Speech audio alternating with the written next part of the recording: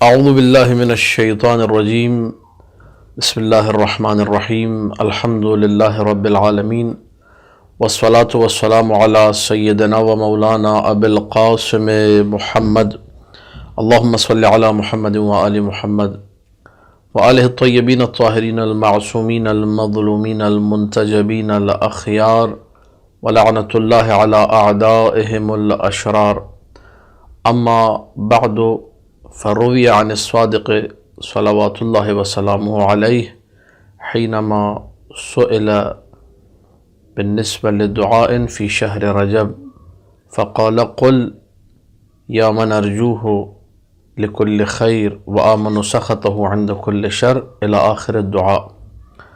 عزیزان محترم، بہت سارے مؤمنین کی یہ خواہش تھی کہ دعائے ماہ رجب کا ترجمہ سلیس زبان میں، عام فہم زبان میں کیا جائے اور اس کا ایک ویڈیو کلپ بنا کر عموم تک لوگوں تک پہنچایا جائے تاکہ سب اس سے عمومی طور پہ استفادہ کر سکیں۔ تو بہرحال یہ دعائے ماہ رجب جو ہے شرح اور تفصیل اگر اس کی بیان کی جائے تو کئی مجالس بھی اس پر پڑھی جا سکتی ہیں سکون کے ساتھ، میٹر بہت زیادہ ہے، لیکن بہرحال کلپ کی حد تک اور چند دقیقوں کی حد تک آپ کے سامنے کچھ معروضات میں پیش کروں گا۔ انتہائی توجہ کی گزارش ہے۔ یہ وہ دعا ہے کہ جس دعا کو محمد ابن زکوان نامی شخص نے امام جعفر صادق علیہ السلام سے طلب کیا تھا۔ محمد ابن زکوان کوئی چھوٹا بندہ نہیں ہے۔ دعا کی اہمیت کو سمجھنے کے لیے ان جملوں کو ذہن میں رکھنا بہت ضروری ہے۔ محمد ابن زکوان وہ شخص ہے جو اپنے زمانے میں سجاد کے نام سے جانا جاتا تھا۔ اس قدر یہ سجدے میں رہا کرتا تھا کہ لوگ اس کو سجاد کہا کرتے تھے۔ علامہ مجلسی نے بحار الانوار کی 95 نمبر کی جو جلد ہے اس کے صفحہ نمبر 320 پہ یہ تحریر کیا کہ محمد ابن زکوان سجدے میں اتنا رویا یہاں تک کہ اس کی نابینائی چلی گئی، اسی لیے اس کو سجاد بھی کہا جاتا ہے۔ سید ابن طاؤس نے اپنی کتاب اقبال الاعمال میں بھی اسی محمد ابن زکوان کے حوالے سے، جس کو سجاد کے نام سے جانا جاتا ہے، روایت کو نقل کیا۔ سجاد جیسا بندہ، محمد ابن زکوان جیسا بندہ جس نے سجدے میں رو رو کر اپنی بینائی جو ہے کھو دی، ایسا شخص آ کر امام سے کہہ رہا ہے علمنی دعاء، مولا مجھے کوئی دعا سکھائیے، وہذا شہر رجب، اور یہ مہینہ رجب کا مہینہ ہے۔ یعنی میں یہ ساری باتیں اس لیے کر رہا ہوں کہ ایک دفعہ میں ہوں گناہگار خطاکار بندہ، عام سا بندہ، کج فہمی رکھنے والا بندہ، سوء فہمی رکھنے والا بندہ، وہ بندہ اس کو باتیں شاید اتنی جلدی سمجھ میں نہیں آتی، ایک چھوٹے ذہن کا مالک، ایک سطحی سوچ رکھنے والا شخص اگر مجھ جیسا کوئی بندہ جا کر امام سے پوچھے تو مولا ممکن ہے اس کو اس کے ذہن کے مطابق، اس کو اس کے مرتبے کے مطابق کوئی دعا بتائیں جو اس کے لیے فائدہ مند ہو۔ لیکن یہاں سائل جو ہے وہ اتنا بڑا ہے، اتنا جلیل القدر ہے، ایسا سجدہ گزار ہے کہ جو خود عند اللہ ایک مقام رکھتا ہے، ائمہ کے اچھے اصحاب میں سے ہے۔ اس نے جب یہ سوال کیا تو مولا نے یہ دعا تعلیم کی، اور وہ دعا جو ہے جو اس کے بارے میں مولا نے فرمایا کہ جو دعا بتائی جا رہی ہے، اس دعا کو ادعو بہذا الدعاء فی الصباح والمساء، ماہ رجب میں صبح شام پڑھو۔ یہ صبح شام جو مولا نے فرمایا اس میں یہ نہیں ہے کہ ہر نماز کے بعد ہی، نہیں، آپ ویسے ہی علم کے نیچے کھڑے ہوئے یہ دعا پڑھ سکتے ہیں۔ ہم زیارتوں پر آئے، زری پر جا کے زری کو تھام کے یا من ارجوہ لکل خیر، اللہ کی بارگاہ میں انسان راز و نیاز کرتے ہوئے جب دل چاہے اس کا، رات کو سونے سے پہلے ماہ رجب میں باوضو ہو کے انسان سوئے، بستر پر لیٹنے سے پہلے یہ دعا پڑھی۔ صبح اٹھا، اٹھتے ساتھ ہی اس نے جو ہے وضو کیا، پہلے یہ دعا پڑھی، یا من صبح اور شام، صبح دوپہر شام جس وقت پڑھنا چاہیے دعا پڑھ سکتا ہے۔ وفی اعقاب صلواتک، اپنی نمازوں کے بعد، فی النہار و فی اللیل، دن میں ہو یا رات میں، دن والی نمازیں ہو، رات والی نمازیں، ہر نماز کے بعد اس کو پڑھو۔ اور نماز شب میں بھی انسان 2 رکعت نماز پڑھتے اس کے بعد پڑھے، نماز شب کے قنوت میں پڑھے، اپنی نماز کے قنوتوں میں پڑھنا چاہے، جب پڑھنا چاہے اس دعا کو پڑھ سکتا ہے۔ اب ہم لوگ یہ دعا جو ہے شروع کریں گے، اس ساری جو ہے جو اہمیت ہے اس کو بیان کرنے کے بعد، تاکہ ناظرین کے ذہن میں یہ بات آ جائے کہ یہ دعا کوئی معمولی دعا نہیں، ایک بڑے آدمی کو سکھائی گئی ہے اور ہم سب اس دعا سے استفادہ کر سکتے ہیں ماہ رجب میں مسلسل اس کو تکرار کرنے کے ذریعے سے، اور اگر معنی اور مفہوم سے آشنائی ہو جائے تو کیا ہی کہنے۔ آئیے دعا کو سماعت فرماتے ہیں۔ بسم اللہ الرحمن الرحیم، اللہم صل علی محمد وآل محمد، یا من ارجوه لكل خیر وآمنوا سخطه عند كل شر۔ یہ جو جملہ ہے بسم اللہ الرحمن الرحیم کے بعد یا من ارجوہ لکل خیر وآمنوا سخطہ عند کل شر، بسم اللہ کا ترجمہ سب کو آتا ہے، شروع کرتا ہوں اللہ کے نام سے جو رحمان اور رحیم ہے۔ یا من، اے وہ ہستی کہ ارجوہ لکل خیر، ہر بھلے کی امید جس سے میں رکھتا ہوں۔ یہ جملہ اگر انسان کی زندگی میں آ جائے تو اس کا توکل بڑھ جائے گا، ذات الہی پہ اس کا اعتماد، اس کا یقین، اس کے دلوں سے جو وسوسے وہ دور ہوں گے اور یقین بڑھنے لگے گا، اس کی شک کی تمام کیفیتیں زائل ہو جائیں گی۔ ہر بھلے کی امید اللہ سے ہے، میرے ہر مسئلے کے لیے جو حلال مشکلات ہے وہ اللہ سبحانہ و تعالیٰ کی ذات ہے۔ یا من ارجوہ لکل خیر، چھوٹی سے چھوٹی چیز ہو، بڑی سے بڑی چیز ہو، مجھے اللہ سبحانہ و تعالیٰ سے چاہیے۔ ہم لوگ ماہ رجب میں اگر یہ دعا کریں یا من ارجوہ لکل خیر، ہے وہ ذات جس سے میں ہر خیر کی، ہر بھلے کی امید رکھتا ہوں، لیکن عملی میدان میں اور پریکٹیکلی جب ہم لوگ ہر بھلے کی امید اپنے آس پڑوس کے لوگوں سے رکھتے ہیں، خدا دور دور تک ہمارے ذہنوں میں نہیں ہوتا، تو یہ ایک بہت بڑا مسئلہ ہے، جو روحانی مسئلہ ہے، جو روحانی بیماری کاؤنٹ ہوتی ہے چیز، کہ انسان لوگوں سے تو امید رکھے لیکن جس ذات سے اپنی ساری امیدوں کو وابستہ کرنا چاہیے اس سے امید نہ رکھے۔ یا من ارجوہ لکل خیر، اے وہ ذات جس سے میں ہر خیر کی امید رکھتا ہوں۔ اور اس سے جڑا ہوا جملہ وآمنوا سخطہ عند کل شر، اور جس کے غضب کی وجہ سے میں بچ جاتا ہوں، محفوظ رہتا ہوں ہر شر سے۔ انسان جب کسی شر، اب شر میں یہاں پہ شر کی انواع و اقسام ہے، اب اس تفصیل میں نہیں جانا، لیکن بہرحال ایک مصداق، جب کوئی برائی آتی ہے، جب کوئی گناہ آتا ہے تو انسان اللہ کے غضب کو ذہن میں رکھ کر کہ میرا اللہ مجھ سے ناراض ہوگا، صرف اگر یہ سوچ انسان اپنا لے کہ پروردگار مجھ سے ناراض ہوگا، میں غضب الہی کا شکار ہو جاؤں گا، یہ چیز اللہ کی معصیت ہے، یہ چیز اللہ کو ناراض کرتی ہے، میں اللہ کی نگاہ میں گنہگار ٹھہروں گا، تو انسان اس شر سے اپنے آپ کو بچا سکتا ہے۔ وآمنوا سخطہ، اور میں جو ہے محفوظ رہتا ہوں سخطہ، اس کے سخط بمعنی ہے غضب ہے، اس کی ناراضگی سے، عند کل شر، ہر شر کے وقت۔ ایک اس کا زاویہ یہ ہے، اور ایک دوسرے زاویے سے بھی اسے انسان دیکھ سکتا ہے۔ بسا اوقات انسان اپنے مقام رجا میں، اپنی امید میں اور خدا کے فضل و کرم پہ جب اعتماد کرنے لگتا ہے تب بھی یہ صورتحال پیش آتی ہے کہ انسان اپنے آپ کو غضب الہی سے مکمل طور پہ محفوظ سمجھنے لگتا ہے۔ لیکن یہ جو چیز ہے اگر کوئی اس زاویے سے دیکھ رہا ہے تو یہ ایک غلط زاویہ ہوگا، یہ زاویہ درست نہیں ہوگا۔ اگر کوئی یوں ترجمہ کرے اس کا کہ مجھے خدا کی نعوذ باللہ مثلا ناراضگی کوئی پرواہ ہی نہیں، اور میں اس ناراضگی کی پرواہ نہیں کرتا، جو بھی شر ہو میں اللہ کی ناراضگی سے اپنے آپ کو محفوظ سمجھتا ہوں، نہیں، یہ ترجمہ درست نہیں ہوگا، یہ زاویہ نگاہ بعض لوگوں کا چونکہ پریکٹیکلی ہے، جو ہم لوگ دیکھتے ہیں آئے دنوں، کہ اپنے آپ کو مکمل طور پہ لاپرواہ ہو کر ہر گناہ انجام دیتے، کہتے ہیں اللہ کریم ہے، اللہ رحیم ہے، اللہ بخش دے گا، اللہ غفار ہے، اللہ قہار بھی ہے، اللہ جو ہے وہ اس کی لاٹھی جو ہے بے آواز ہے، جب وہ بدلہ لینے پر آئے وہ منتقم بھی ہے، وہ جو ہے عذاب دینے والا بھی ہے، وہ جہنم میں پھینکنے والا بھی ہے، یہ ساری صفات بھی اسی کی صفات ہیں۔ لہٰذا انسان کو رحمت خدا سے امید بھی رکھنی چاہیے اور ساتھ میں غضب خدا سے ڈرنا بھی چاہیے۔ وآمنوا سخطہ عند کل شر۔ اب اگلا جملہ سنتے ہیں۔ یا من یعطی الکثیر بالقلیل، یہ جو جملہ ہے یا من یعطی الکثیر بالقلیل، یہ انسان کو مقام عمل میں آگے بڑھنے کی امید دلاتا ہے۔ یہ ایسا جملہ ہے جو انسان کو یہ سمجھاتا ہے کہ اس کا معاملہ نعوذ باللہ کسی خسیس، کسی گھٹیا شخص سے، کسی اس شخص سے جس کی زبان پر رہتا ہو کہ گیو اینڈ ٹیک، لو اور دو، جتنا دو گے اتنا لوگے، جتنا کرو گے اتنا بھرو گے، یہ وہ ذات نہیں ہے۔ اللہ سبحانہ و تعالی ہے، خالق جمیع کائنات ہے۔ یا من یعطی الکثیر بالقلیل، جو کثیر عطا کرتا ہے قلیل کے مقابلے میں۔ ایک انسان نے بسم اللہ الرحمن الرحیم کہا، اس کو کئی نیکیاں دے دیتا ہے۔ ایک لا الہ الا اللہ کہا، کئی ثواب دے دیے۔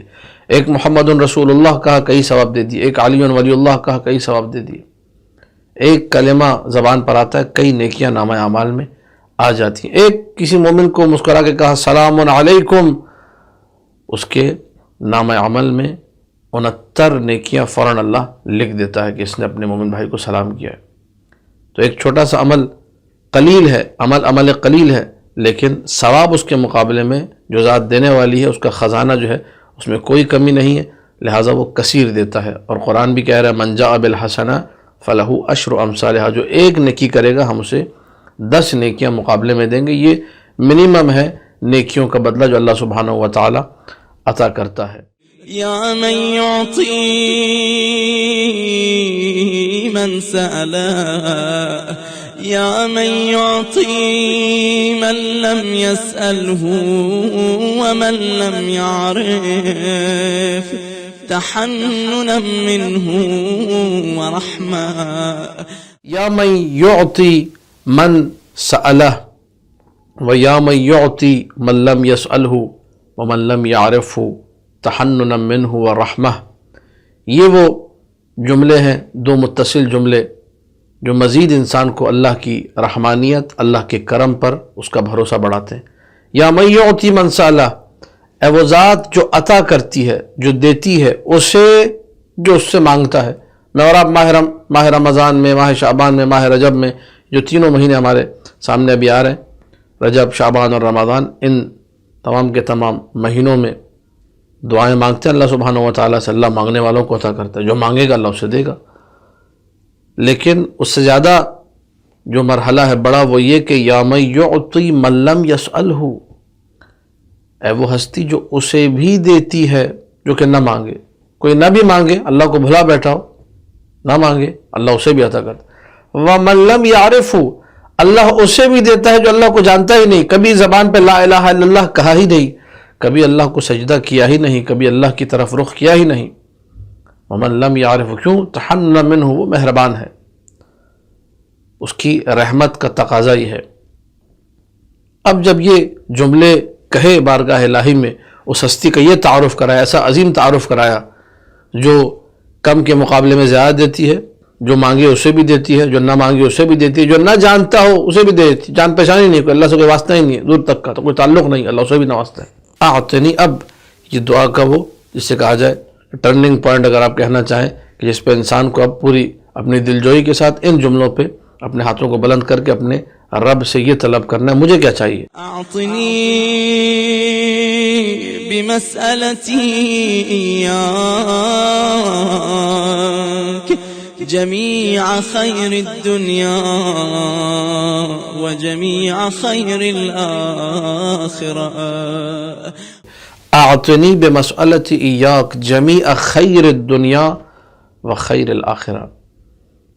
یا من ارجوہ لکل خیر کے بعد جس سے مجھے ساری خیر کی امید ہے، مانگ کیا رہا ہوں میں؟ اعطنی بمسألتی ایاک، بار اللہ میں بھی مانگ رہا ہوں۔ یا من یعطی من سألہ میں ہوں، میں من لم یسألہ میں نہیں ہوں، میں ان لوگوں میں نہیں جو نہیں مانگتے، میں ان لوگوں میں نہیں ہوں جو نہیں جانتے، میں ان لوگوں میں ہوں جو مانگنے والے ہیں، یعنی اللہ کو جانتے بھی ہیں تبھی مانگ رہے ہیں۔ اعطنی، بار اللہ مجھے عطا کر دے، کیا عطا کر دے؟ بمسألتی، میں مانگ رہا ہوں، میرے مانگنے کی وجہ سے عطا کر دے۔ تو نہ مانگنے والوں کو بھی عطا کرتا ہے، نہ جاننے والوں کو بھی عطا کرتا ہے، لیکن مجھے میرے مانگنے کے سبب عطا کر۔ ان جملوں کی اہمیت کو سمجھیے گا، کیا عطا کر دے؟ جمیع خیر الدنیا، دنیا کا سارا خیر، دنیا کی ساری بھلائیاں اور آخرت کی ساری بھلائیاں۔ دعا مانگنی، انسان ایسی جامع دعا مانگے، مجھے سب چاہیے۔ یہ کسی امیر کا خزانہ نہیں ہے کہ انسان کہے کہ یار یہاں زیادہ مانگ لیا تو کہیں ناراض نہ ہو جائے کہ سب مجھے سے لینا ہے کیا؟ نہیں، ساری کائنات بھی مانگو، کوئی جو ہے ذرہ برابر اس کی جو ہے دین میں فرق نہیں پڑے گا، وہ عطا کرتا رہے گا۔ تم مانگ مانگ کے شاید تھک جاؤ لیکن وہ دے دے کر نہیں تھکے گا، وہ ایسی عظیم ہستی کا مالک ہے۔ اعطنی بمسألت ایاک جمیع خیر دنیا و جمیع خیر الآخرہ۔ اب یہاں پہ چونکہ ایک جملہ ذہن میں آ گیا ہے تو سنتے جائیے. ماہ رجب بھی ہے اور اسی میں ذکر وفات ابو طالب سلام اللہ علیہ بھی ہے. اور دعائے ماہ رجب کا پہلا جملہ یا من ارجوہ لکل خیر، اور یہ چوتھا یا پانچواں جملہ اعطنی بمسألۃ ایاک جمیع خیر الدنیا و جمیع خیر الآخرہ، اے وہ ذات جس سے میں ہر بھلے کی امید رکھتا ہوں. اب ابن ابی الحدید معتزلی جو جملہ لکھا ہے اپنی کتاب شرح نہج البلاغہ میں، اگر آپ اس کو دیکھیں گے تو عجیب و غریب جملہ ہے.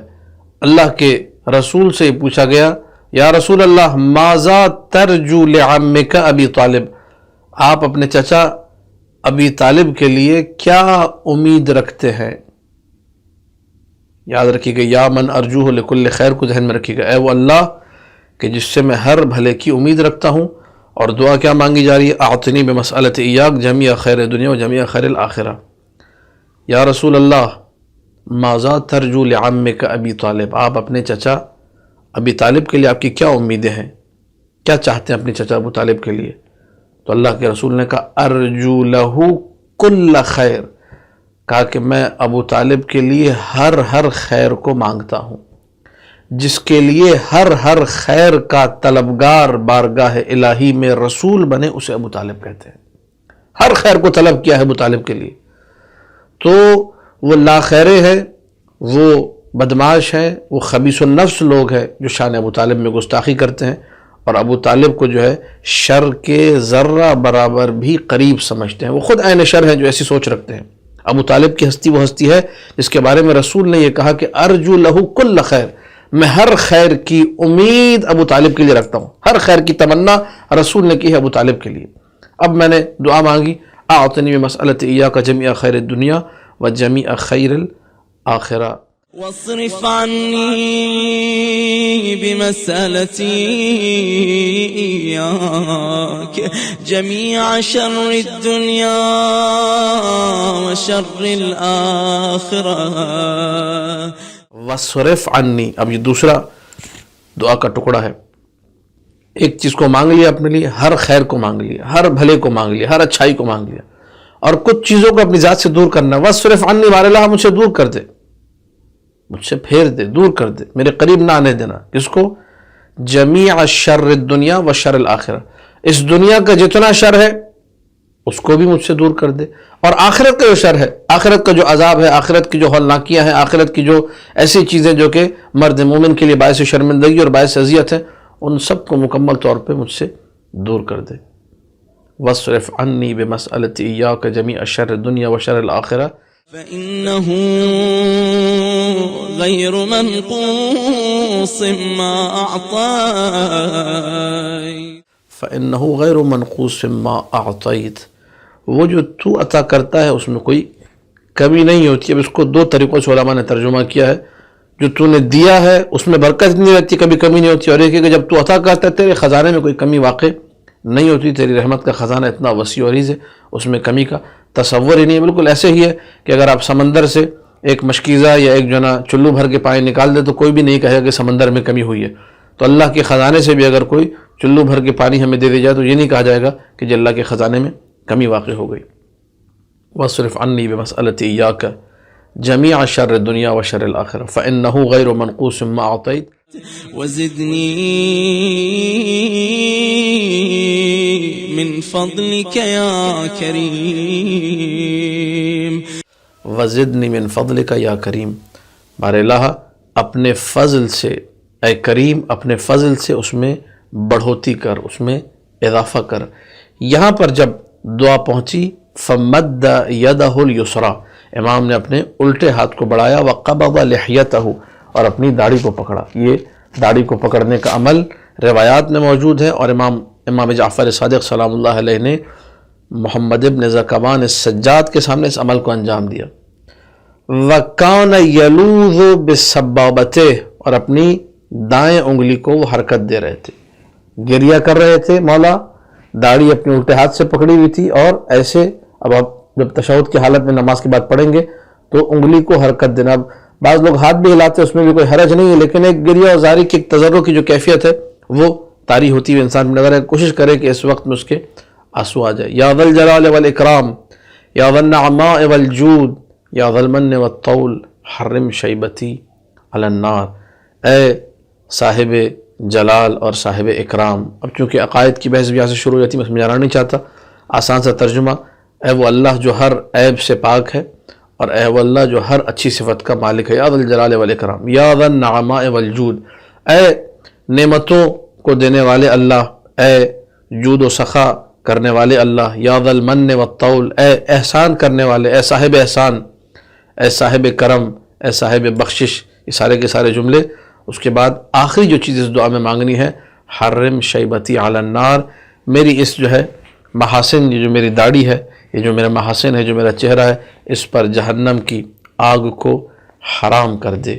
یہ دعا مانگنی ہے، لیکن جس طرح مولا نے مانگی، راوی یہ کہتا ہے کہ امتلأ ظہر کفہ دموعا، مولا نے اتنا گریہ کیا جملے کہتے ہوئے کہ مولا کی جو ہتھیلی کا پچھلا حصہ تھا، اس سے آنسو بہہ بہہ کے ٹپک رہے تھے، پورا حصہ آنسوؤں سے بھر گیا تھا. یہ دعا ہے، اور مومنین سے گزارش ہے کہ جتنا ہو سکے صبح و شام اس دعا کو پڑھیں، نمازوں کے بعد اس دعا کو پڑھیں، اور کوشش یہ کریں کہ اس پیغام کو جتنا ہو سکے آگے لوگوں تک پہنچائیں. اور ہمارے لیے بھی دعا کیجئے کہ ہم بھی انشاءاللہ ماہ رجب میں کثرت سے اس دعا کا ورد کرتے رہیں. وما علینا الا البلاغ المبین.